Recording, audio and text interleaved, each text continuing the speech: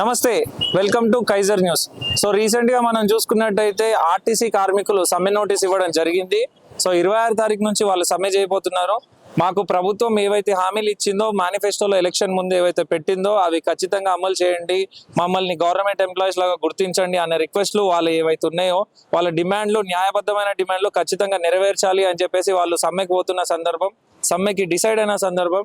So మనం ఇక్కడ హైదరాబాద్లో ఉన్న ఒక డిపో దగ్గర ఉన్నాం. వీళ్ళందరూ ఆర్టీసీ ఎంప్లాయీస్ అన్నమాట. సో వీళ్ళతోనే వీళ్ళ మాటల్లో కనుక్కుందాం అసలు ఏంది సిచ్యువేషన్, ఎటువంటి హామీస్ ఇచ్చింది కాంగ్రెస్ అండ్ వాటి పరిస్థితి ఏంది అనేది. అన్న నమస్తే. నమస్తే సార్.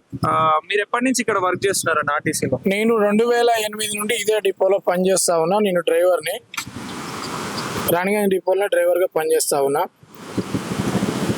రేపు జరగబోయే సమ్మె, 26వ తారీఖు జరగబోయే సమ్మె ప్రభుత్వానికి చెప్పి చేస్తున్నటువంటి సమ్మె. ఇది ప్రభుత్వానికి చెప్పకుండా చేసేటువంటి సమ్మె కాదు. ప్రభుత్వానికి, ఇప్పుడున్న ప్రజెంట్ ప్రభుత్వానికి కూడా అనేక సందర్భాలలో లేఖ ద్వారా ఆర్టీసీలో ఉన్నటువంటి ట్రేడ్ యూనియన్ల వారు జేఏసీగా ఫామ్ అయి ఆర్టీసీ కార్మికులు ఎదుర్కొంటున్నటువంటి సమస్యల పట్ల, ఆర్టీసీ కార్మికులకు ఉన్నటువంటి ఎదురైన సమస్యల పట్ల అనేక సందర్భాలలో గవర్నమెంట్ దృష్టికి తీసుకుపోయినటువంటి సందర్భాలు. ఆ సమస్యలు ఏంటి? కొత్త బస్సులను కొనుగోలు చేయాలి, ఆర్టీసీలో ఉద్యోగ రిక్రూట్మెంట్ చేయాలా, మాకు రావాల్సినటువంటి 2 పే స్కేళ్లు జీతభత్యాల సవరణ వెంటనే చేయాలి అనేది అందరికీ తెలిసినటువంటి విషయం. గత ప్రభుత్వం ఉన్నప్పుడు తీసుకెళ్లిన ఇదే సమస్య.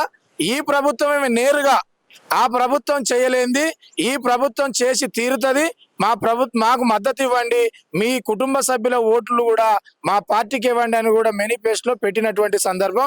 ఇప్పుడున్నటువంటి ముఖ్యమంత్రి రేవంత్ రెడ్డి గారు వారు మేనిఫెస్టోలో పెట్టినటువంటి సందర్భం. రేవంత్ రెడ్డి గారు మేనిఫెస్టో రిలీజ్ చేసిన తర్వాతనే మా కుటుంబాలన్నీ తండోపతండాలుగా బయలుదేరి కాంగ్రెస్ పార్టీకి ఓటు వేసి అలా మిమ్మల్ని గద్దెనెక్కించినటువంటి చరిత్ర ఈ ఆర్టీసీ కార్మిక కుటుంబాల చరిత్ర అనేది కూడా మీ మీడియా ద్వారా తెలియజేస్తా ఉన్నా. సో ఎటువంటి హామీలు ఇచ్చింది ఎలక్షన్ కి ముందు కాంగ్రెస్ గవర్నమెంట్? ఏ విధమైన హామీలు ఇచ్చింది? ఆర్టీసీకి ప్రత్యేకమైనటువంటి హామీలు ఏవైతే ఇచ్చిందంటే మేనిఫెస్టోనే పెట్టడం జరిగింది. కాంగ్రెస్ పార్టీ మేనిఫెస్టో రిలీజ్ చేసింది. ఏం రిలీజ్ చేసిండ్రు? మీకు రావాల్సినటువంటి జీతభత్యాల సవరణ వెంటనే చేస్తాం, మీకు రావాల్సినటువంటి కొత్త బస్సులను వెంటనే కొనుగోలు చేస్తాం, మీకు మా గవర్నమెంట్ వస్తే ఆర్టీసీని గవర్నమెంట్ లో విలీనం చేస్తామని చెప్పడం జరిగింది. కానీ విలీనం జరగలేదు, పే స్కేల్ జరగలేదు, కొత్త బస్సులు ఆర్టీసీకి రాలేదు. ప్రైవేటు రూపాన వచ్చినటువంటి ఈ బస్సులు, ఎలక్ట్రికల్ బస్సులు, అది ఆర్టీసీకి సంబంధం లేనటువంటి బస్సులు ఇవి. దానికి ఒక కాంట్రాక్ట్ ఉంటాడు, కాంట్రాక్ట్ పద్ధతిలో వచ్చినటువంటి బస్సులు అవి. ఒక్క బస్సుకు ₹1 కోటి అంటూ ఉన్నారు. నాకైతే ఒరిజినల్ ధర తెలియదు. ఒక బస్సు ₹1 కోటి పెట్టి ప్రైవేట్ వాళ్ళకు దారదత్తం చేసే కన్నా ₹1 కోటి పెడితే ఆర్టీసీకి 5-6 బస్సులు వస్తాయి.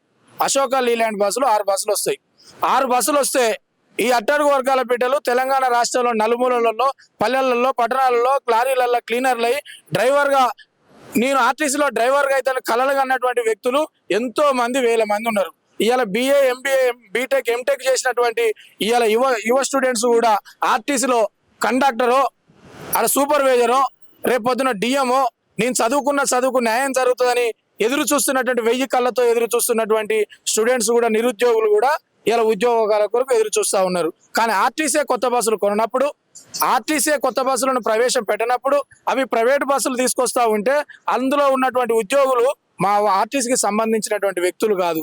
ఆ వ్యక్తులు ఎవరైతారు? అప్పుడు ప్రైవేట్ వ్యక్తులు అవుతారు కనుక దానివల్ల నష్టం జరుగుతుంది. కనుక ఆర్టీసీనే స్వయంగా గవర్నమెంట్ స్వయంగా ఒక 1000 బస్సులను వెంటనే కొత్త బస్సులు కొనగలిగితే ప్రతి పల్లెకు, గ్రామానికి మన ఆర్టీసీ బస్సులు బయలుదేరితే ఒక పేద ప్రజలందరికీ కూడా మీరు మాకు ఒక ప్రయాణానికి మంచి మార్గం చూపించినటువంటి గవర్నమెంట్ అవుతారు.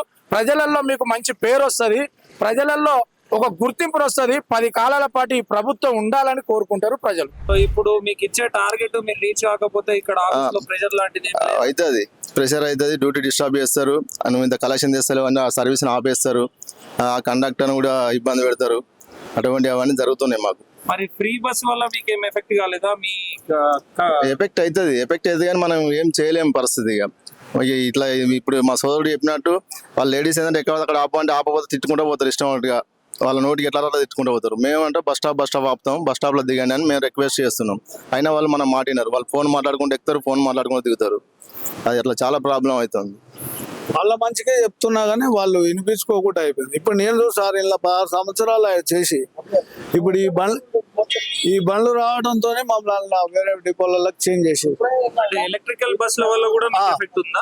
మేమంతా వెళ్ళిపోయినాం సార్. ఇప్పుడు ట్రాన్స్ఫర్ పంపించేసారు మమ్మల్ని. 10 సంవత్సరాలు ఇలా చేసాను నేను.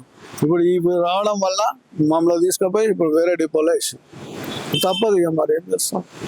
సో చూసారు కదా, ఇది ఇక్కడి పరిస్థితి. ఆర్టీసీ కార్మికుల ఆవేదన, ఆర్టీసీ కార్మికుల బాధలు. సో కాంగ్రెస్ గవర్నమెంట్ గద్దెనెక్కక ముందు ఏవైతే మాకు ఇచ్చిన హామీలు ఉన్నాయో, ఏవైతే మేనిఫెస్టోలో పెట్టినారో మేము న్యాయబద్ధంగా అవి మాత్రమే అడుగుతున్నాం. ఖచ్చితంగా మాకు ఇచ్చిన హామీలను నెరవేర్చండి, మా కుటుంబాలను ఆదుకోండి, మా ఫ్యూచర్ ని పోగొట్టకండి. ఇక్కడ ఆర్టీసీ అంటే అమ్మ లాంటిది, మేము అంత మంచిగా ఆలోచించి పనిచేస్తున్నాం, ఖచ్చితంగా ఆలోచించి ముందడుగు తీసుకుంటారు గవర్నమెంట్ అని చెప్పేసి ఇక్కడ కార్మికులు చెప్తున్న సందర్భం. కెమెరామ్యాన్ సాయితో మల్లేష్, కైజర్ న్యూస్, హైదరాబాద్.